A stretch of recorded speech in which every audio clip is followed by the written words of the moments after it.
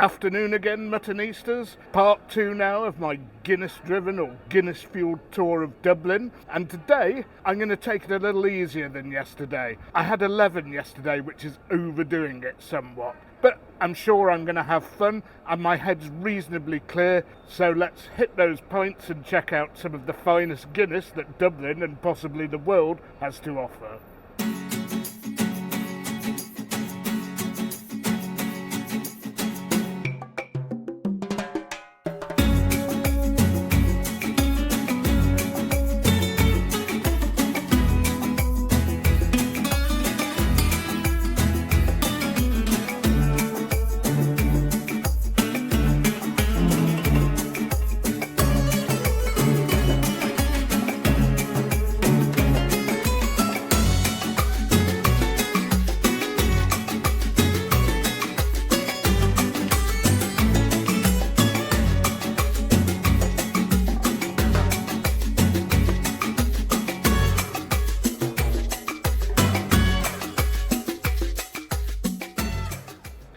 Now, as I said, I did hit it a bit hard yesterday, so I'm going to have a little less. But I don't have that bad a head because the ingredients in Guinness are a little bit better than your average beer, so it doesn't give bad hangovers.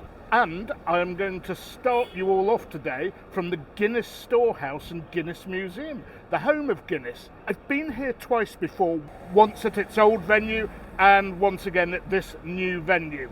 Last 2 times I came here though, which, okay, it's going back 20 odd years, you got served a bad pint as you get a free pint at the end of it. Has it got any better? Well, let's see.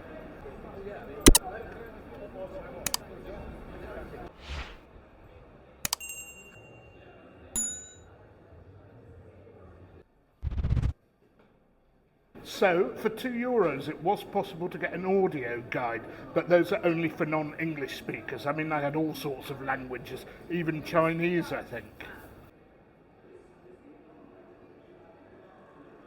Well, this museum is awash with information. They tell you about the barley, the hops, the yeast, and the recipe being supposedly a closely guarded secret.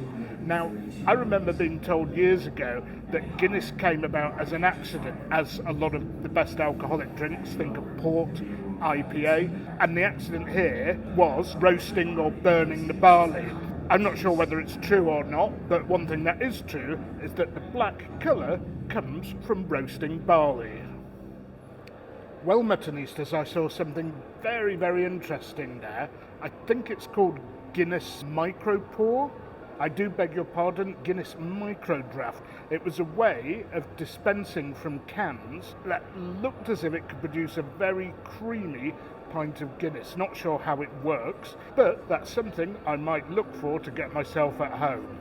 And I tend not to bother with Guinness from cans. Guinness from bottles, even worse. They have something called Foreign Extra Stout. Not my thing at all. And for me, draft when it comes to Guinness is absolutely king.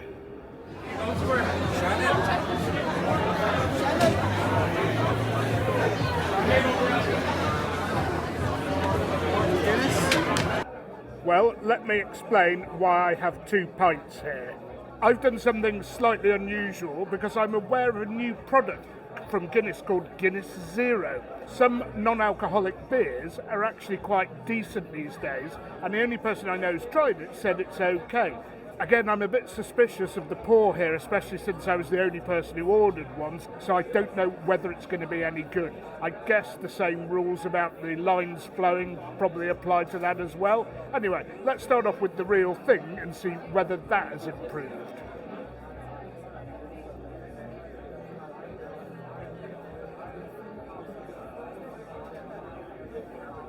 It's acceptable, but I wouldn't say it's great either. I just don't understand this. There are so many people drinking it here. Maybe those lines are enormous, but it's also a little colder than some of the pints I've had in Dublin. Don't understand that either. I mean, I'm going to drink it. I mean, it's okay, but for somewhere that should be serving something close to the best Guinness available, again, it is a bit disappointing, Muttonistas. And I'd say it's the worst pint I've had on the trip so far. Now then, time for the Guinness Zero.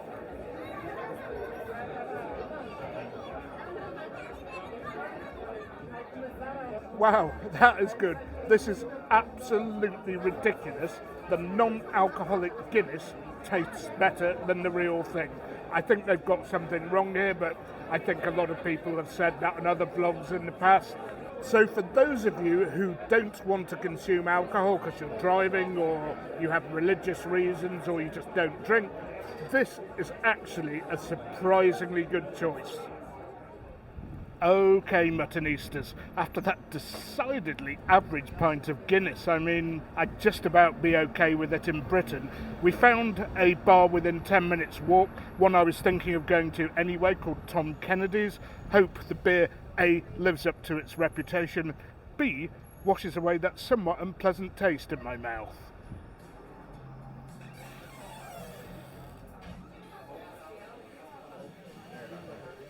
Okay, I don't know how the experts out there rate that head. I've heard people talk about bubbles, thickness of head, and in fact it does appear to be very slightly thicker than I've been having. Whether that's good or bad, I do not know.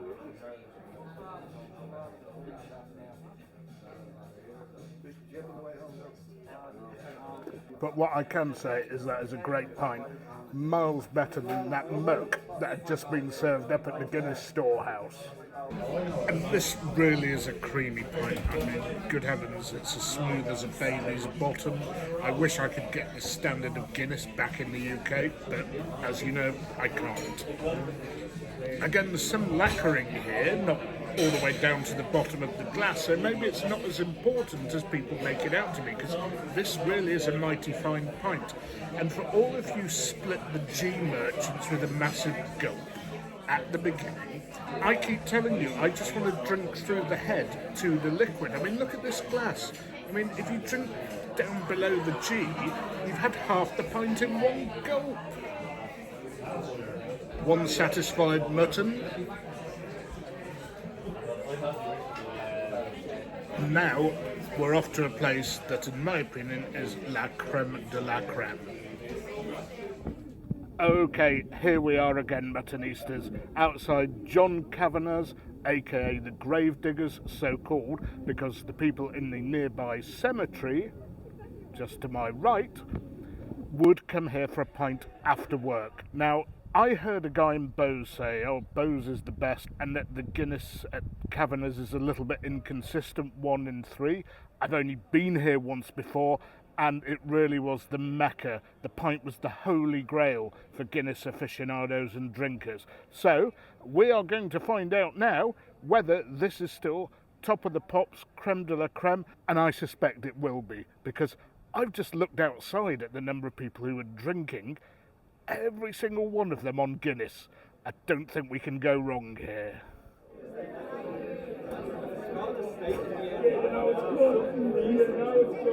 Okay, we're in, we've got a space by the bar. This is Mecca, this is the Holy Grail. I don't believe that guy at Bowes who said it was not as good 1 in 3 times, but let's see.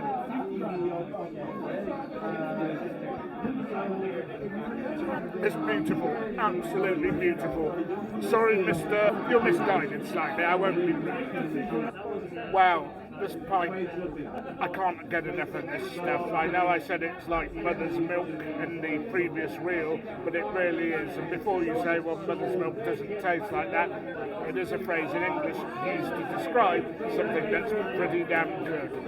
And what I will say is that whilst it's not as good as this, I don't think anything is as good as this, the pints I had at Kennedy's were not far off actually. I was damn impressed with that place. But the Gravediggers is still the king that rules over the land of Guinness. And as I finish the pint, the famous lacquering nail talk about, well, you know, maybe it means something. Anyway, that was so good. I can't see myself stopping here just for one, or just for two for that matter. Another pint of nectar, Muttonistas. I'm going to have a third here. It's going to be a private one, sorry, but join me at the next pub.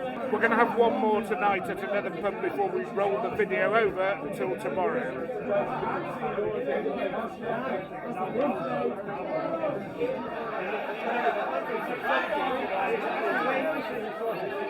Okay, Muttonistas, we have been discussing splitting the G. I still think too big a gulp to take, but if the locals here in Dublin at the Gravediggers tell me to do it, I'll do it. Okay, Muttonistas, I have been told in a proper Dublin pub to split the G, I have to take 3 sips. Here we go.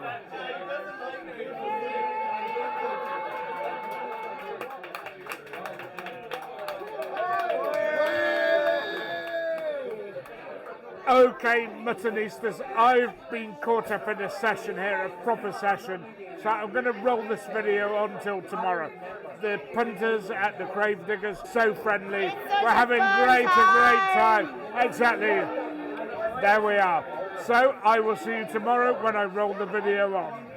Good luck, ciao.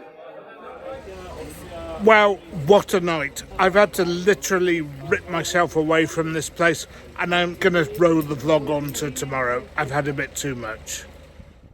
Okay, Muttonistas, I said that the end of the night had come, but no.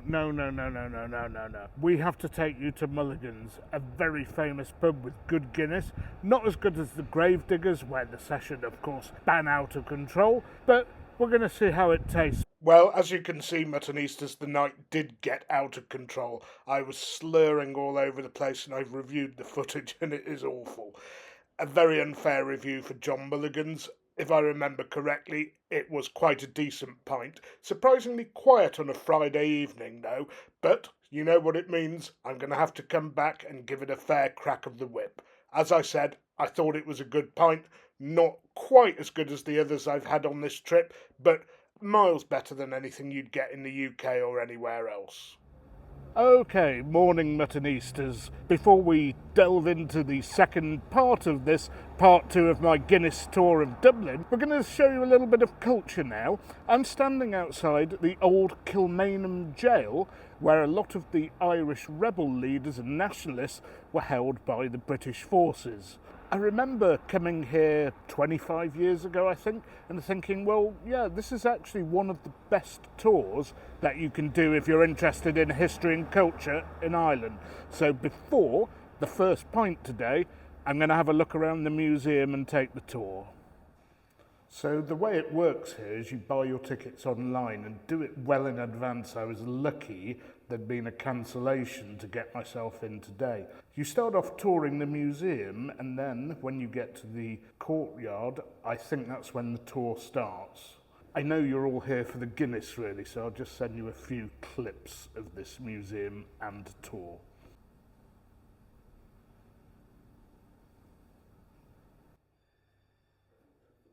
I have to say, from what I've seen so far, this is actually a much lengthier and more comprehensive tour than the one I took 25 years ago.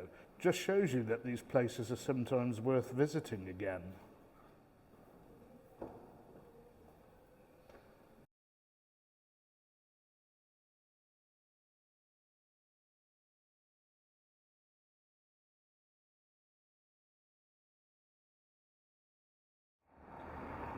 Unfortunately, I couldn't video in there. It is a fascinating tour and exhibition, much bigger and much deeper than the facilities and exhibitions on display when I came here 25 years ago. Packed with detail about Irish history, and I think we got to see more parts of the jail than I did on that previous visit.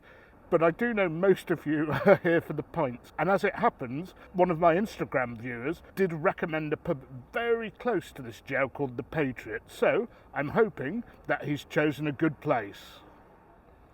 Okay, there it is behind me, the Patriots Inn, and I was recommended, I think 3 pubs in this area, but I'm only able to do 1 because I've got a couple that I pre-planned to do to finish off this vlog. Obviously, I'm always a bit wary about recommendations because people have different tastes in beer, although with Guinness, it's supposed to be consistent, so I think it should be good if the recommendation's good.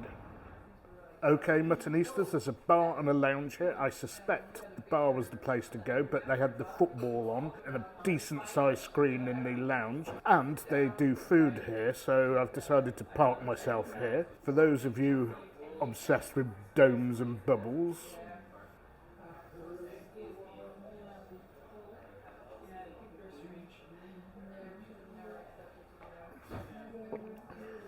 Okay, it's not the best one I've had in Dublin, but it's very decent, very respectable. Happy with this. Again, miles better than anything in the UK.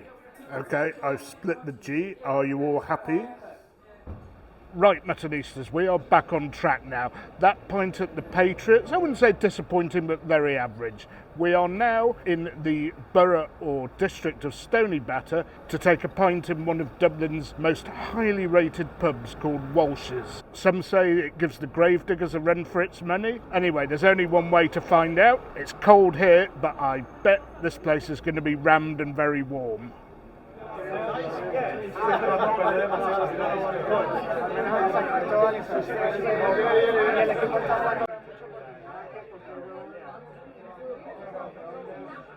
Well, what a result, Muttonistas. Getting a couple of seats in the snug. And for those of you who don't know, traditional Irish pubs do have a snug, a little walled off or partitioned area where customers can drink in private for away from the hustle and bustle of the main bar with its own little service hatch. Well, again, the head seems a little bit thick. None of these bubbles which you all keep complaining about. And not too cold either.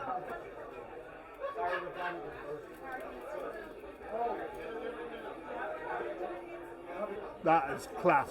That is class. That is really, really good. Maybe not quite as good as the absolute best, but it's up there in the top handful for sure.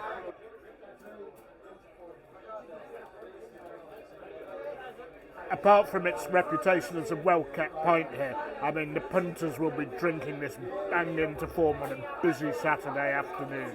And I'd also say that I think they're probably 90% locals and 10% people like me, i.e. tourists here. Okay, Muttonistas, another place I'm having to drag myself away from. I actually stopped here for 3. We've got one more pub to go to. It's going to be the last pub of the Mutton Tour or the Guinness Fueled Tour of Dublin. All good things must come to an end, but let's hope I've saved maybe not the best till last, but one of the best till last.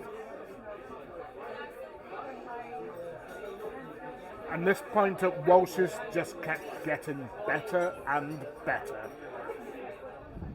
Okay, Muttonistas, last pub of the tour, the Cobblestone. The area of Smithfields, I'm sorry I don't know Dublin well enough to tell you what happens in Smithfield. I just know it's north of the river. And back in the day when I came here, I used to stay on the south side all the time, probably just like most of the tourists, which I suppose I am. Anyway, I can hear some Irish music in the background. It's got a great reputation for its Guinness. What's there not to like?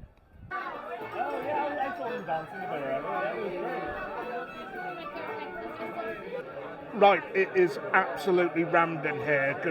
Traditional music, a bit more of an international flavour in terms of the clientele, and a lot of people not drinking Guinness, so I'm slightly worried about this. But again, the proof of the pudding is in the drinking.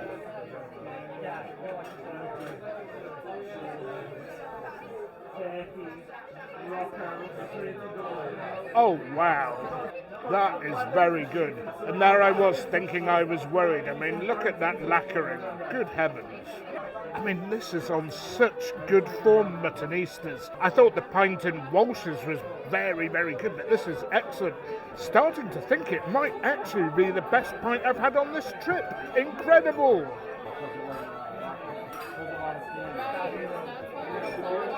I mean, this is just so rich, creamy, hints of coffee, which you are supposed to get when you drink good Guinness, believe it or not. I think I've saved the best till last. Totally by accident, not by design, but wow, I'm not going to show you them, but I'm going to have more than one in here, folks. Well, this pint has gone down in no time at all. Look at that beautiful lacquering. I think the pint I had at the Gravediggers 3 weeks ago was probably top of the pops, but this runs at a close second and was actually better than the Guinness I was having yesterday at the Gravediggers. Now that is saying something. I suppose on grounds of consistency, probably the Gravediggers edges this place, and maybe I'm lucky tonight and just happen to be here on a good night, but wow, what a pint, and what a place to finish off at.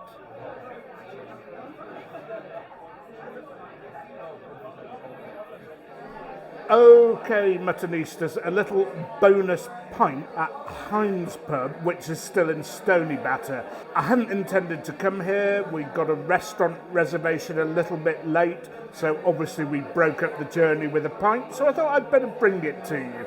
Good ratings, full of people drinking Guinness. Not sure how it's going to be though. It's not famous at all, nobody ever reviews it, but I am.